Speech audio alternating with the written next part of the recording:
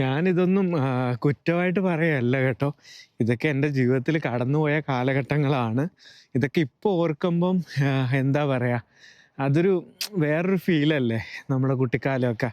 ഇപ്പം എൻ്റെ കുട്ടിക്കാലം എന്ന് പറയുന്നത് എപ്പോഴും വീട്ടുകാരെ അറിയിക്കാതെ ക്രിക്കറ്റ് കളിക്കാൻ പോവുക, അല്ലെങ്കിൽ കാ കടലിൽ കാല് മുക്കാൻ പോവുക, അത് പിന്നെ സൈക്കിള് ചവിട്ടാൻ പോവുക.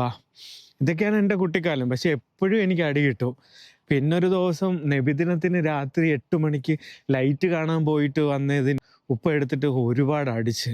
അങ്ങനെ ആ സമയത്ത് ഞാൻ മരിക്കണമെന്നൊക്കെ പറഞ്ഞ് എന്തോ പറയുന്ന തുണിയൊക്കെ എടുത്ത് ഫാനിലൊക്കെ ഇട്ടിട്ട് ആ സമയത്തൊക്കെ ഞാൻ എന്താ പറയുക, ഞാൻ ഒരു തെറ്റും ചെയ്തില്ലല്ലോ, ഞാൻ ജസ്റ്റ് ലൈറ്റ് കാണാൻ പോയത് തെറ്റാണോ എന്നൊക്കെ ചോദിക്കുകയൊക്കെ ചെയ്ത് എന്താ പറയുന്നത്, അത് ഇന്നതൊക്കെ ഓർക്കുമ്പം സങ്കടമാണോ വിഷമാണോ ഒന്നും അറിയത്തില്ല.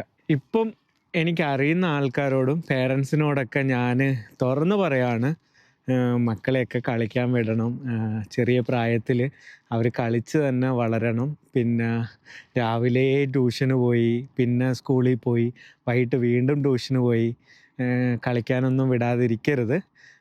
സത്യം പറഞ്ഞു കഴിഞ്ഞാൽ അവരുടെ ഏറ്റവും നല്ല കാലമാണ് കുട്ടിക്കാലം. ആ സമയത്ത് കളിക്കാനും ചിരിക്കാനും അടിച്ചു പൊളിക്കാനൊക്കെ മീൻസ് അവരെ നമ്മൾ ട്രൈ ചെയ്യണം. പിന്നീട് അവർ വളർന്നു കഴിയുമ്പോൾ എന്നെ അതിനൊന്നും വിട്ടില്ലല്ലോ, ഞാൻ അങ്ങനെ ഒന്നും ചെയ്തില്ലല്ലോ എന്ന് ആലോചിച്ച് ഒരുപാട് വിഷമിക്കും.